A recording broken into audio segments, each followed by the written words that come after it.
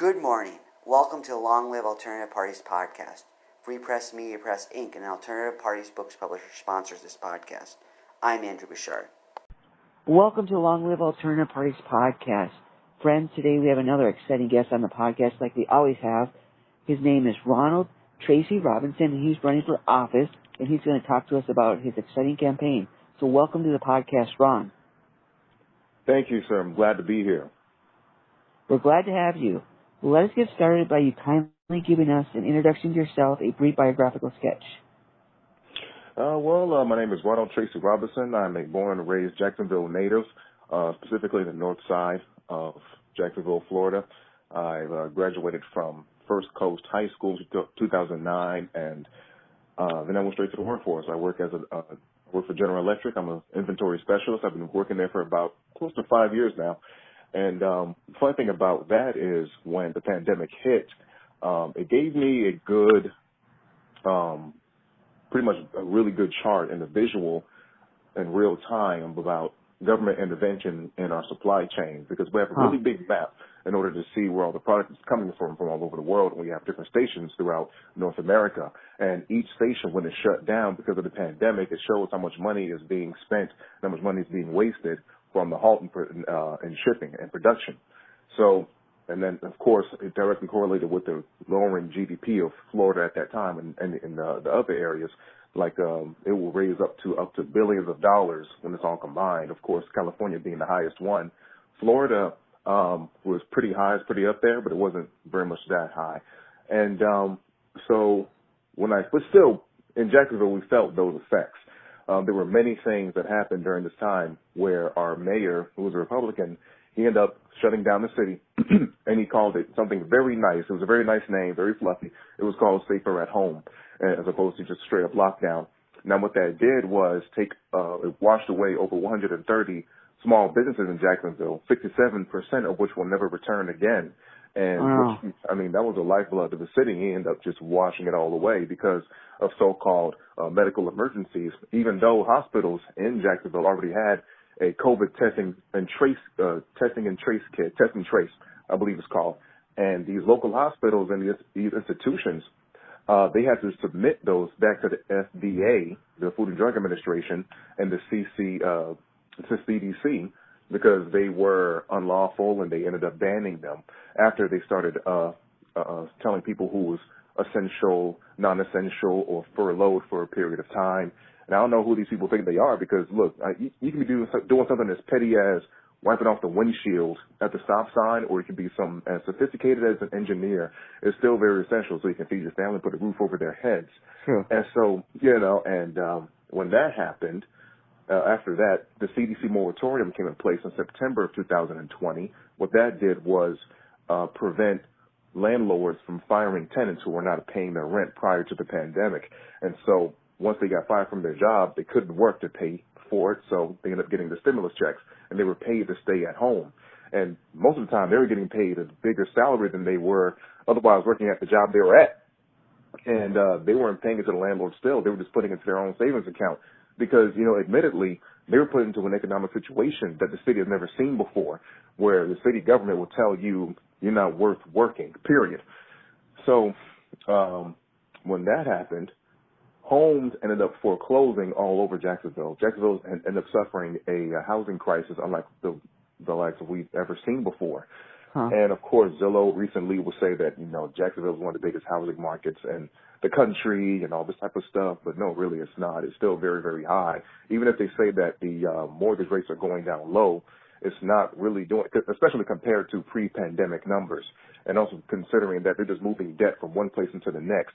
Because even though the mortgage may seem to be not as high as before, you still got to pay more for building and, building these houses, because lumber is still in a standstill in the supply chain. You got to pay more for building the homes. You got to pay for more insurance on the homes. You got to pay an exponentially more amount in rent and prices because of the previous tenants after the mortgage ended up shutting down. So they're going to pass the price on to the consumers. And that's another thing about Jacksonville is when the moratorium came and these houses ended up getting foreclosed, there was an immigrant population coming through. We're still getting a lot today as far as migrants are concerned from other cities. But the bigger thing was about big companies and big corporations coming up and buying these houses and doing what I just said, just passing the bill onto the consumers and making a profit that way. And so, yeah, all these factors came into play, and I seen the crime before my very eyes ended up escalating to really crazy levels as far as break-ins in homes and, all that type of stuff. My grandmother's home was broken into just a month after the CDC moratorium was put into place, because what the CDC moratorium did was interfere with a contract between two consenting parties by way of the government. And so they couldn't evict anyone unless they had to go to a judge. So me seeing all this stuff going down, and Eric Parker, he's running for an at-large number 2 seat in Jacksonville, Florida, and at-large 1 in Jacksonville, Florida, and his business ended up getting shut down because of the capacity issues, and they were going to get shut down. They had to go ahead and do extra things while the business was still operating, and they were losing money because of what city government has done to shut down businesses. And so seeing all these factors in place would inspire me to go ahead and put my hat into the ring and start campaigning. All right. That sounds like a good way to get into campaign. Something happens and you see a way out of it. Sounds like a good way to do it. Kindly tell our audience what race you're running for and what party you're running under the ticket. I'm running for City Council in District 8, and I'm a Libertarian, running for the Libertarian Party of Duval County. Before I even started running, I started attending Libertarian Party of Duval County's meetings, and come to find out these guys were, the people I was, looking for, in the face of all this chaos, and because before then I was looking for a political home. I didn't really have one at that time, even though I was registered Republican. Things about the Republican Party wasn't meshing with me during that time, because our city council, the way it's set up is it's 19 seats in the council, not including the mayor, and there's 19 seats. There is 14 individual districts, one of them which I'm running for. Then there is 5 at-large seats, right? And then it's a majority Republican. So all the stuff going down under Republican watch is what really disillusioned me from the party. And even before then, with President Trump during that time, I wouldn't say I was the most ardent Trump supporter, but I did admire his presidency. During that time when I was a Republican, I was like, okay, cool, he's doing some things, blah, blah, blah, blah, blah. But he really lost me with all the corporate bailouts that he issued by way of using the Federal Reserve to print an excess amount of money and put us into debt. He accrued more debt than Obama's 2 terms combined in just his 1 term. And that was just ridiculous. And I was like, these supposed to be Republicans. Why are they, doing all these big corporate bailouts to these corporations at the expense of the local business owners? And you're making government larger. You're not making the government smaller. You're expanding the size of it, which is very Lincolnian of him to do so. And that's why I started learning the difference between what some people say that they're Republican. They may be the Lincoln Republicans who want to use government power to expand itself into tyrannical measures, or they can be the Calvin Coolidge Republican who actually left the federal debt smaller than it was before they went in, which is what I would, consider myself at that time. Or they'll say that the Reagan Republicans who do tax cuts in order to fund more big business, or you would have the Bush Republicans, the war party. It's many different ones. So when people say they're Republican, it doesn't really mean anything. So, yeah, and what I noticed about Libertarian Party of Duval County, how consistent they were in all of these topics. And it's the consistency that made me register as Libertarian. And from then on, I went down this crazy rabbit hole, and here I am today. Sounds good. So what is your platform for this race besides what you've already mentioned? Well, the platform for the race is to stop the gas and property taxes from increasing, to stop the corporate bailouts made at City Hall at the expense of our tax dollars, and to cut down Jacksonville, Florida's $3 billion deficit as a city. Oh my. And so with 1 million people here, mind you, my district alone, not the city, but my district is about 45,000 registered voters. Not even the whole total population. That's just the registered voters. And not to mention children, felons, etc. And so my platform are those things mentioned. The gas and property taxes started increasing around last year because last year they ended up increasing the gas tax to about 6 cents. So it's a total of 12 cents per gallon that we're charged as a city. And what that does is that's going to be taking $1 billion away from taxpayers' money in a span of 30 years. And that's ridiculous. And they're using this stuff to not only funnel that money into what government deems as worthy of small businesses being created, as it being worthy of small businesses being created, they're going to fund about millions of dollars to 200 small businesses that they're going to be creating, which is a result of central planning from government, which will never work because anytime government, funnels small businesses, you're taking tax money away from the consumers that's going to be wanting to patronize that establishment during that time. And the establishment taking this big loan, they have a whole debt they have to contend with, first of all, because it's not a grant. It's a loan. So that's a part of the debt they have to contend with as a business. On top of the fact that the taxpayers have their paychecks are going to be a little bit lower as patrons. So how are they going to make that money back? We will never know. Most of the time it doesn't, because anytime you incentivize, these subsidies for businesses that didn't earn their clout, that didn't earn their stay in the market, it's always going to be washed away, always, and it impoverishes the people around them as they're being built, So, and they're doing these infrastructure projects that's not going to be doing anything for the city, and which is only going to affect maybe 40% of the population, but yet 100% of us have to pay the taxes levied in order to get it done. And the property taxes started increasing when the Duval County Public Schools Department rose up. Well, they pretty much voted to raise up our millage rate of our property taxes to pay for public school teachers, even though the superintendent of our public schools department, she gets paid twice as much as the mayor. She gets paid over $300,000 a year. The mayor gets about less than half of that, So that's ridiculous. So they could have put that same energy and put it towards the public school teachers because it doesn't make any sense. Now I'm running for city council, and public school system is not my lane. I really don't have a say in that type of stuff because I'm not running for school board. But when they came for my mortgage, that's when I started being vocal about it. And they want to sell this thing as we got to pay for, these underpaid teachers, and it's just so horrible. That's BS because they get paid way more than their private school counterparts, whether it be private school, charter schools, Sudbury schooling, all this homeschooling, all this type of stuff. They get paid way more with better pensions, better retirement, better vacation, all that stuff, because it's publicly funded, and which is why the quality of education here in my city is pretty trash. Because anytime you deal with government, you're dealing with the people that you front load the money for them not to do the job, and when they fail at it, they demand a raise. That's pretty much all that is. No other business model in the world acts in that fashion. So, so my platform is to bring a property tax reform that would cut down the property taxes now it's so high. If someone has already paid their mortgage off, they should be exempt. That should be an exemption. It will boost the home building market, and it'll bring an incentive for people that want to buy their homes or go into apartments where they're not going to be paying so much in rent, because the landlords that has that property, they're going to start passing off the bill to the renters in these apartments, and that's going to be higher and higher. So it all connects.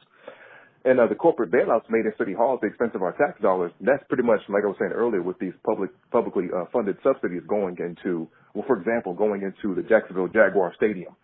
We're putting millions and millions of dollars to the stadium for so-called economic development when, like I said before, 130 small businesses that were here before that you wiped out, which was the economic development and the stimulation that you needed, not this seasonal part-time, gladiatorial arena that you're putting money to that's only going to be making money for just a small amount of time. And they're not going to be making these full-time 40-hour-a-week jobs with full benefits and all that. It's going to be part-time seasonal work, because the money that they're they're giving out over there, that's going to go to the players' salaries. It's not going to go into actual businesses being built over there. That's not how that works. And so I'm here to pretty much say no one in my district is going to be giving out money to the stadium. Every other district can do so, but just not mine, because we're going to use our own capital for other things. And to cut down Jacksonville's $3 billion debt deficit, in order for us to pay off the city, all million people in Jacksonville have to pay a tax burden of $10,200 each. And combined with all the taxes levied against us, it's going to put us more into economic situations we don't want to be in. And so that's my platform, is to revoke all of these obstacles from being in our path. Sure. Since you mentioned you didn't like how the city is making the whole city pay for what 40% may use, do you think that taxes should be more fine-tuned? For example, district by district, there should be different taxes based on what is going on in the district, or is there another way that you would like to change this? As far as that's concerned, there should be the people that own the stadium and own the Jaguars, they should be the ones paying for the stadium. Because, I mean, the one that owns, excuse me, the Jaguars is a billionaire. His name is Shad Khan. And his net worth is $2.5–3 billion.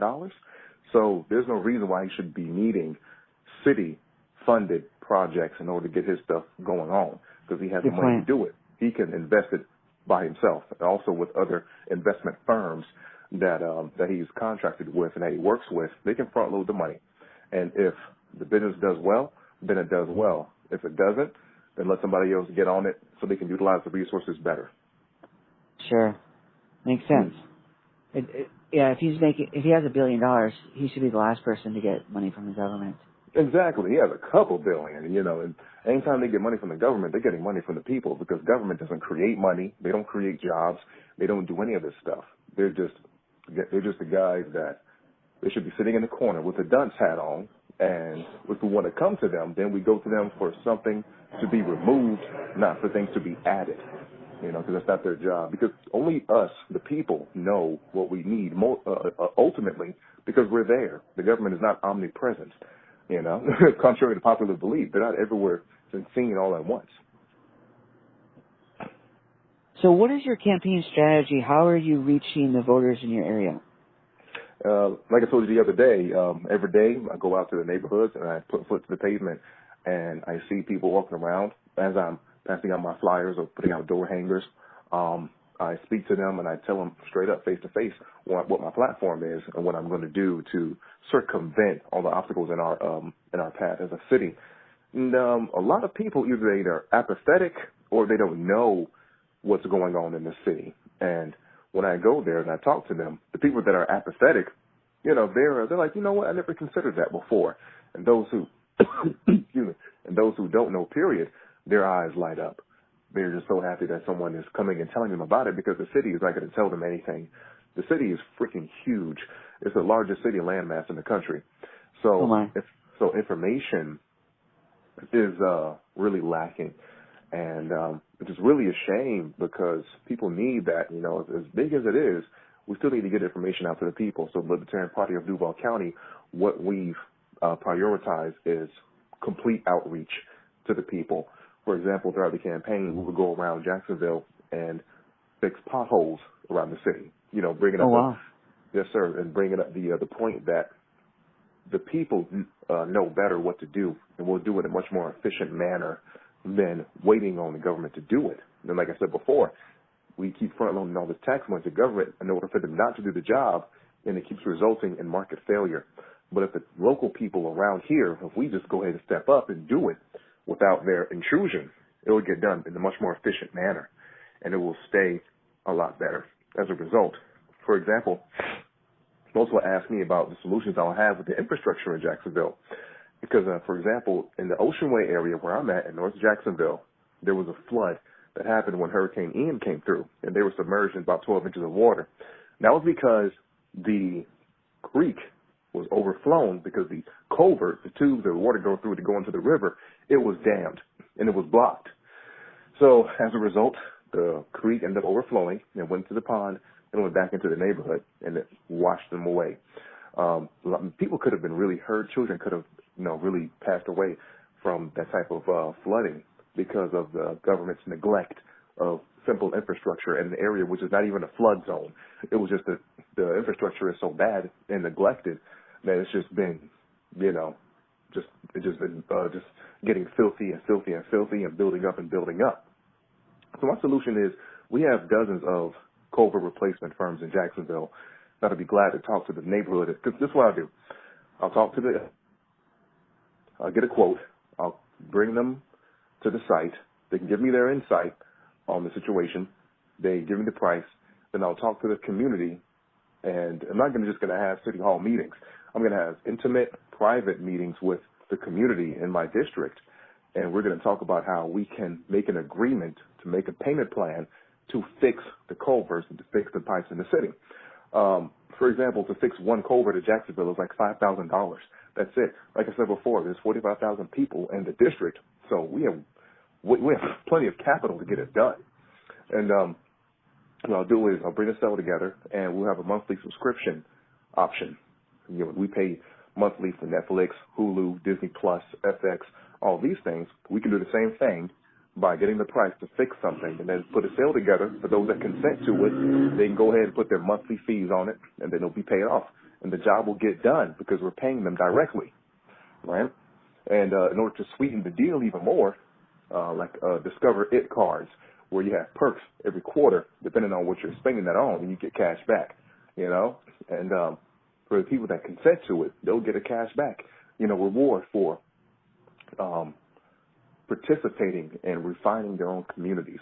It's going to be private. That way, it's privately funded, 100% non-tax, and the job gets done. And that's it. And we got to wait for government to do it. We ain't got to wait for them to jack up the prices even more. This is another solution that I just proposed that the community can bring together, that I can facilitate as a councilman, but not intervene or interject or any of that. But the resources that I have, I'm just only here to remove obstacles from their path. So that's how you see yourself, as a facilitator of these resources, not as an agent of the government to do it under the government's handle and watch.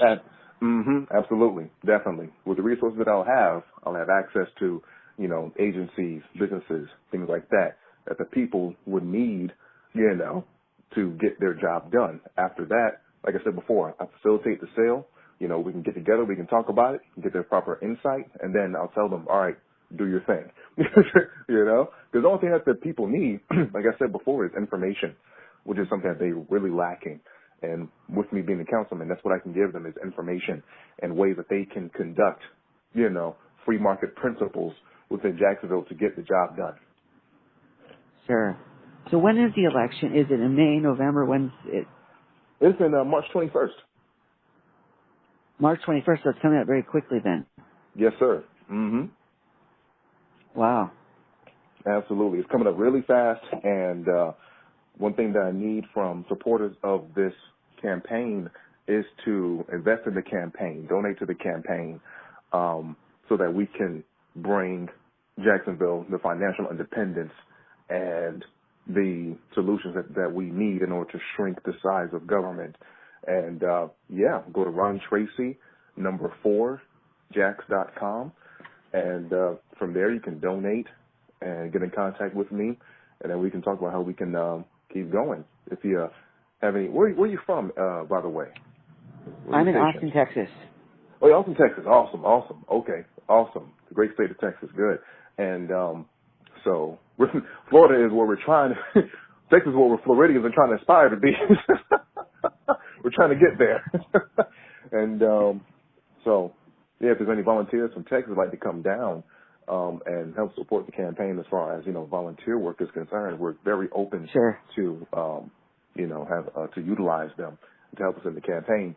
Actually, in February the 25th, we have a gold rally where we have Larry Sharp coming through. We're going to have Chase Oliver coming through. It's going to be really good. And hopefully Spike Cohen will be able to come down, too. And what we're going to be doing is gathering everyone. It's going to be great. It's going to be awesome. And also to raise money for our campaigns. Because pretty soon we're going to have billboard up. We have, of course, plenty of road signs and big signs, but what we need money for is more radio interviews, more television appearances, more, newspaper coverage, stuff like that. We just got to get our word out to the people as much as possible. so that we can have a chance at getting the word out. Because like I said, Jacksonville is pretty huge, and my district alone is the size of a city, so the average city in the U.S. So getting information out is very important, and it's been working very well for us as far as walking around the neighborhoods, going door to door, which is really good. It's cheap, you know. The heel is going to be hurting, but that's just the price of the game. Sure. So once again, go to RonTracy4Jacks.com. Perfect. All right, Ron, thank you for coming on the podcast today and talking about your exciting campaign. Thank you so much for having me. I'd like to come back and do it again. Sure, let us know. We wish you all the best in your campaign and all your personal and professional endeavors. Thank you so much, sir. God bless. Take care. Take care.